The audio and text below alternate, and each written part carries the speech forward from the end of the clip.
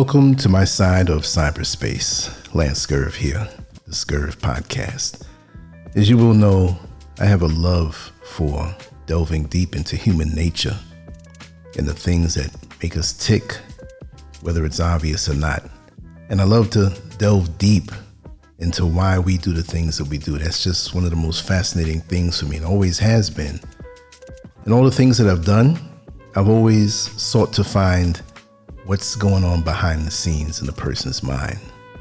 And like I said, it's a never-ending thing for me, because the more I dig is the more I find and the more I learn.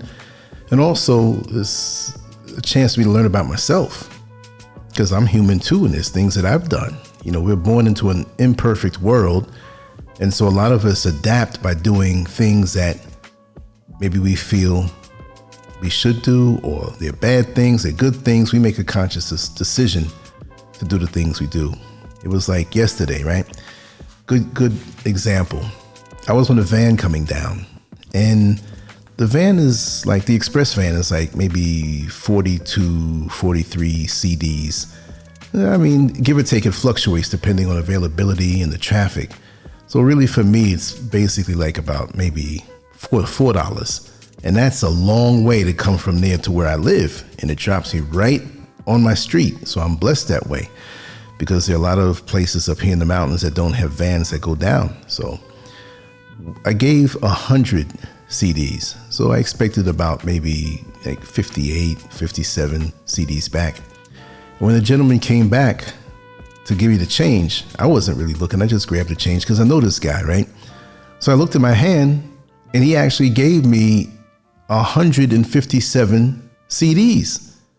He gave me an extra 100 CDs back. I gave him 100 CDs, so how am I getting back 157? At that point, my character came out.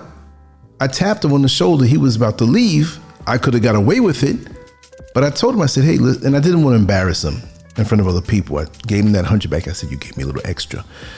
So he says, oh, okay, thank you. Because I guess him working and collecting the money, he's trusted. But if it turns up gone or something's not right, I know he's going to eat the cost. And I felt really good about that. I didn't have to think about that, you know, because those are little things that show character, whether the world knows it or not. I'm telling you not to make me look good, but that's just the decisions we make.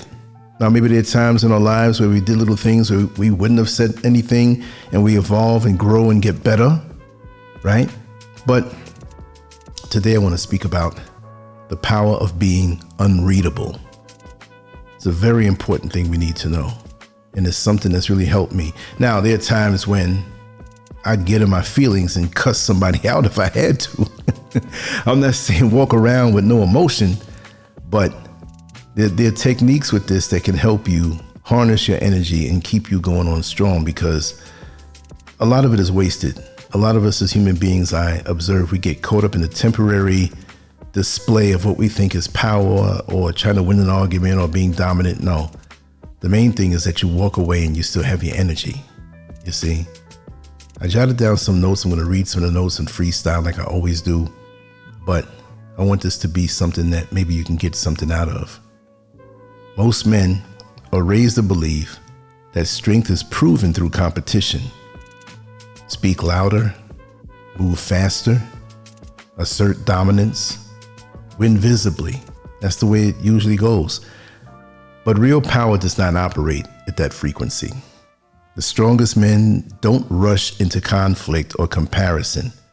They step back. They slow down. They observe. While weaker men exhaust themselves trying to prove something, disciplined men allow the world to reveal itself. That's the best way to go.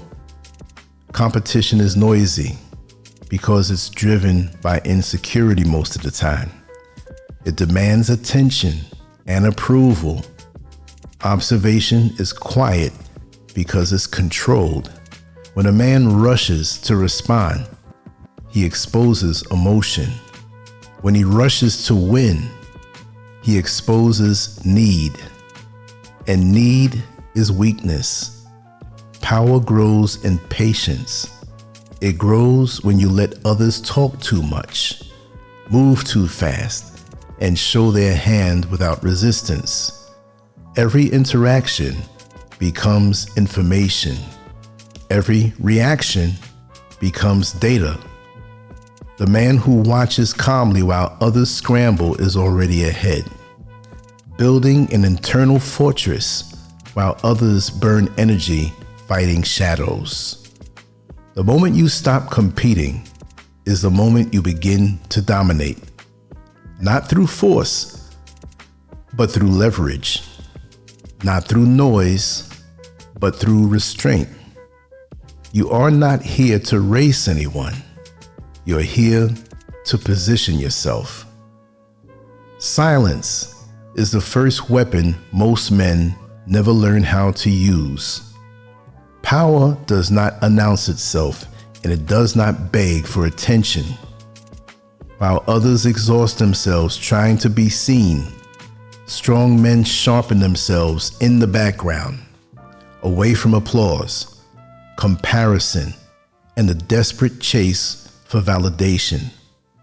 The moment you enter competition, you accept another man's frame, his pace, his rules, his emotional chaos. But when you withdraw and observe, you become unpredictable. And unpredictability unsettles weak minds. People reveal everything when they think they are winning. They talk more. They overextend. They move recklessly. While others celebrate early, you are measuring patterns, collecting leverage piece by piece. This is not laziness. This is restraint. Masculine stoicism is not about passivity. It is about choosing when to act with precision. Every silent pause builds pressure. Every unreadable expression creates tension. You are not empty. You are loaded. Most men burn their power reacting to insults, challenges, and noise that does not matter. You let insults pass like wind. You let challenges expose desperation. You let noise exhaust those who create it. Let them talk. This is how you rise without resistance. This is how you become untouchable.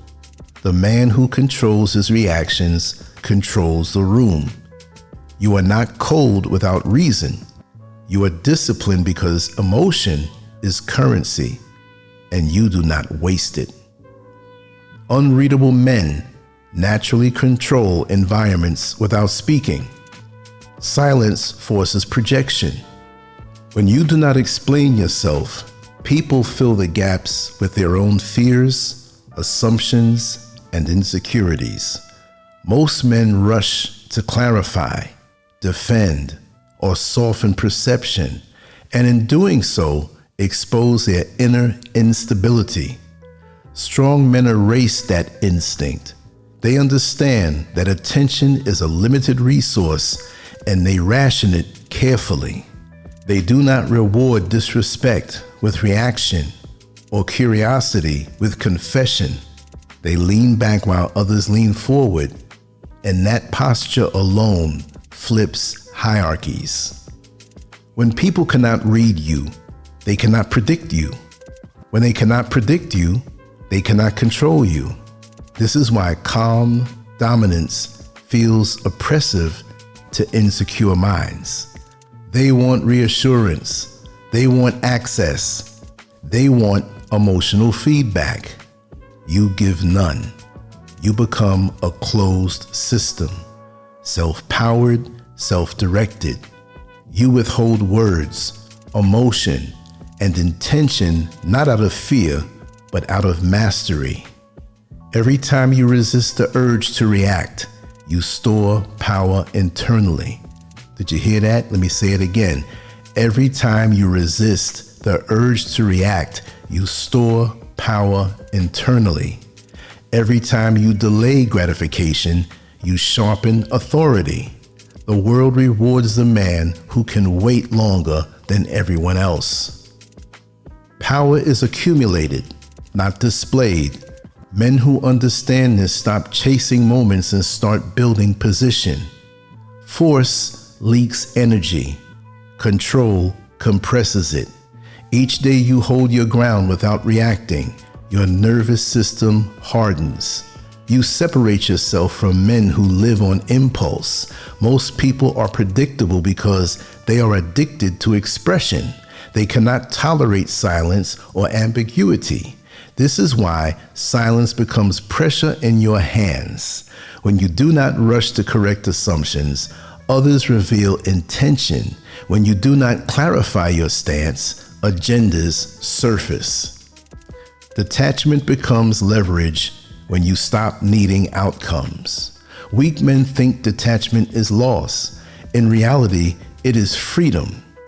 Every reaction costs energy. When you react impulsively, you spend it cheaply. When you remain composed, you invest it. Watch how people behave when they don't get instant feedback.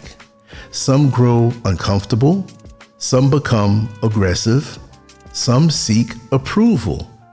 These are tells. The man who collects tells controls the table. People test boundaries instinctively to see where they stand. If you collapse under pressure, you are placed below. If you remain still, you rise without lifting a finger. Masculine stoicism trains you to tolerate discomfort without expression. This is not suppression, it is sovereignty. You are no longer owned by moods, opinions, or external chaos. The world senses this before it understands it. People slow down around you. They choose words more carefully. They hesitate, not because you threaten them, but because you did not need them. Position matters more than perception. Perception is temporary. Position is permanent. Strong men allow misunderstanding to exist. They do not rush to fix narratives. They understand that how you treat your own boundaries teaches others how to treat you. When you stop explaining yourself, others are forced to regulate themselves around you. Silence creates psychological gravity. People lean toward it, speculate, and project. In doing so, they reveal themselves. Self-command is the foundation of dominance. When you master yourself, you no longer need to dominate externally. Predictable men are manageable. Emotional men are exploitable. Calm men are dangerous because they cannot be rushed or baited. You subtract unnecessary reactions, explanations, and the need to be seen. What remains is a man whose center of gravity is internal. Over time, this conditions your environment. Challenges become rare. Disrespect becomes cautious. Conversations shorten. Eventually, calm becomes your final advantage. You realize most exhaustion is optional. Every reaction is a choice. Every engagement is a decision. The strongest men decide who they will be first, then let life test that decision. When you are calm, others adjust. When you are grounded, others lose footing. When you are slow to react, others speed up and expose themselves. You stop measuring yourself against others and start measuring yourself against your own code. You disengage from arguments that go nowhere. You withdraw from relationships that drain you more than they build. You delay gratification because you understand timing. Acting too soon loses leverage. Speaking too early invites misunderstanding. Showing emotion too quickly invites manipulation. At a certain stage, chaos stops feeling personal. You stop believing the world owes you fairness, closure, or recognition. This acceptance is not bitterness, it is freedom. Most conflicts survive on attention. Remove attention and they starve. Remove emotion and manipulation collapses. You become immovable, not aggressive, unyielding, not loud. Others adapt because pushing you yields nothing. Eventually, you are no longer chasing power. You are maintaining alignment. Power becomes quiet, repetitive, disciplined. You subtract weak reactions, emotional excess, and unnecessary people. You listen without needing to respond. You face pressure without speeding up. You allow time to expose weakness around you. This is why the strongest men do not compete. Competition feeds ego and narrows focus. Observation widens awareness and builds strategy. Strong men collect power patiently, quietly, relentlessly, until power becomes an extension of who they are. And when that happens, the world does not need to be conquered. It rearranges itself around them, and it will rearrange itself around you if you move in this manner. And see, I partially understood most of this from a very young age. My father didn't break it down exactly like this, but pretty much he taught me this. And there were times in my youth when I would get emotional or fall off track, just like a child who is learning to walk and they take baby steps and they may fall on their knees or on their face. And the pain teaches them that, okay, I need to keep my balance. So now, even through the days that I did bodybuilding, and they call it competition, but it was really, from what I understood, competition with myself. I didn't have to worry or concern myself with anybody else as long as I did the right thing by me. And that's why I eventually became a winner. So this is the way it is in life. So when were those days? 40 something years ago, 45 years ago. So I've been doing this for a long time. So to put it in words is gratifying, and hopefully it can help you focus on that. And even though we use the terminology men, why the most powerful men must move quietly, this goes for women also. This is a humanity thing, right? And the sharper your blade is to cut through life, the easier going through life will be. And there will always be times when you have challenges or mishaps or emergencies. But when you hold yourself this way, especially under pressure, it's better for you, because you can't be manipulated into emotionalism and being pushed over the edge or doing something that you regret, and you maintain that power. And when you wake up knowing that you have pruned your life in a way, especially with these unwanted entities who want to drain you of your energy, get you caught up in their arguments, they seek validation by your emotional responses. You keep these entities away from you and let them go feed on somebody else, because you don't have this energy to waste. And you wake up every single day with a clearer purpose, a focus, and a drive that most others don't have. And they'll wonder how you can get so much done in your day and maintain your peace, but they can't stop doing the things that they're doing that's leaking their energy, because they can't handle life and move about properly. So I hope this helped you. I'm going to do another one soon, and I'll probably go live tonight. And I just want to say, even in this, and this is off topic, but I need to say this because this is kind of on topic too. On social media, people are losing their minds with the need to be seen. And it's a nice thing to share, but social media, as it presented itself in the very beginning, it was a way to communicate with friends, keep in contact with the people in your inner circles, whether you had an inner circle of classmates from college or high school and you're older now, but you're keeping in contact. Maybe you have a Facebook page for family members, where you can talk all day and it's an open group and everybody can see what's being said, so you can move mentally through the world in a state of unison. And it started out that way, but oh God, it got out of control. People started to look at other people's profiles that they don't know. People are looking for hookups, for relationships or one night stands. People are seeking validation by the pictures that they put up, and the insecurities came out. And you know, that insecure phase when you're going from tweens to teens to adults, where we had to work things out normally within ourselves with the advice and the guidance of elders and people around us.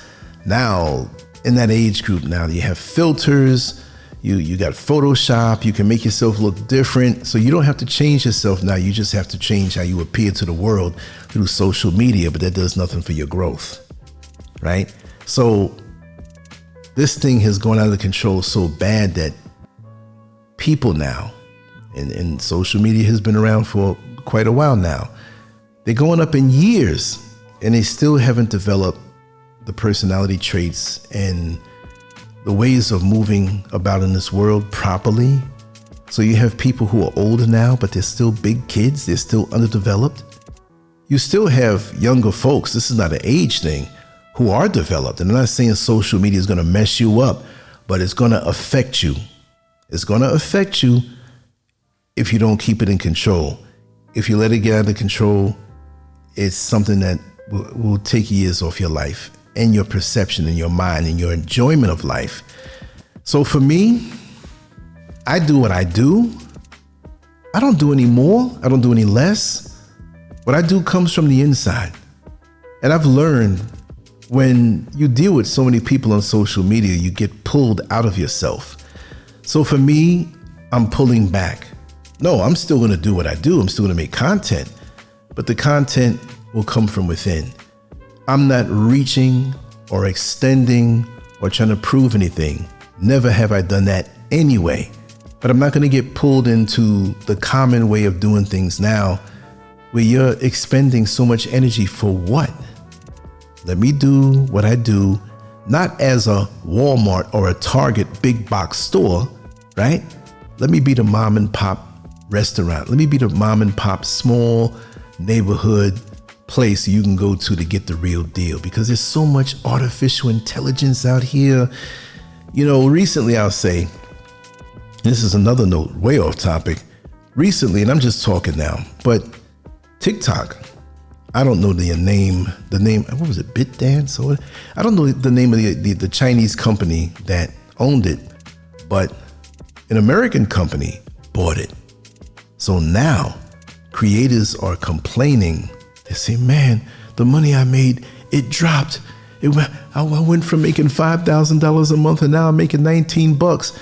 Me, myself, I never made a dime off of TikTok. And what I make on social media now might be able to treat myself and Mrs. Scurv to a restaurant somewhere. You know what I mean? With a healthy tip, and that's it. That's it. I'm going back to the days which I never left, but I'm not going to be influenced by this modern day way of doing things. I'm going back to the days where I just did it because I loved it, not looking for anything else. I don't care how much the world looks a different way. Oh, I got to get money and monetize me. Yes, it's there for a longest time on this platform. Even when I had the older channel, I didn't put up ways that a person can donate. They demanded it. So I put it up, but I'm not demanding that you go there and give money. If you want to support what I spend to keep things going, this is my hobby. This is what I do. It's rewarding that you come through and respond and leave a comment, but I'm not sitting here jacking people for money. Look, rent is high, mortgage is high, insurance is high, raising kids, it's a high price. The cost of living is through the roof. How do I look? Right? Jacking people for money. Like our great doctor there. Hit the cash app, hit the cash app, hit the cash. Come on. Let's vibe, let's motivate. And there are things I will be doing that will earn me with my talent in the art field. I already have it figured out. I'm already started. So I'm happy that way. So I have nothing to prove. I speak from the heart, and I want real reactions from real people. I'm not trying to be the most popular. I'm not trying to be any of that. That's exhausting. So right now for me, talking this way and doing the things that I do online from the heart, like I say, I like to talk about human nature. Yeah, there'll be live shows, there'll be interviews, there'll be things, but there's no chasing of anything. And the world seems to be pulling off with that, and I'm out of that race. I've never been in it, but I'm out of it if you thought I was. You know what I mean? I'm going to enjoy today. It's a beautiful day outside. I can create content, but I want to enjoy the sun. I want to enjoy getting it, the fact that I got out of America. I want to enjoy that I have a full day to do whatever I want to do. If I want to lay down all day, I'm going to do it. If I want to get in the studio and create content all day and do more than what I would usually do in a day, I'm going to do it. But everything I do is from the heart, and it's intuitive. And it's easier for me to receive the divine downloads to talk about the things that I feel like talking about. And if you can enjoy that, always come through, always subscribe, share the stuff. If not, I'm going to continue to do what I do anyway in my corner of the world, my corner of cyberspace. There's no pressure. There's no nothing. Just pure enjoyment. And I'm just so happy that you're here with me. I love you all very much. And it doesn't have to be a whole entourage, just a few of us. And we can ride out and grow and make a difference in each other's lives. That being said, I'm going to move on to the next one. I'm going to eat a little food right now, recharge myself, sit in the sun for a little bit. And I already know what I'm going to talk about, so I'll meditate on that and we'll come back with another one. Leave your comments and your thoughts and your perspectives. And again, make sure to go to LANCESCURVX.com. LANCESCURVX.com. Everything we do, the videos, the writing, the artwork, everything will be there. And it's untouchable by any other social media platform to take it down or shadow ban it. You put your email address in on LANCESCURVX.com and everything I do will get delivered directly to you. There'll be no shadow banning or funny business or people going in between our communications with each other. We'll have a personal, direct relationship. And that's the best kind. None of this strange stuff, strange weirdos and crazy whatever. So put it in there and let's continue to grow.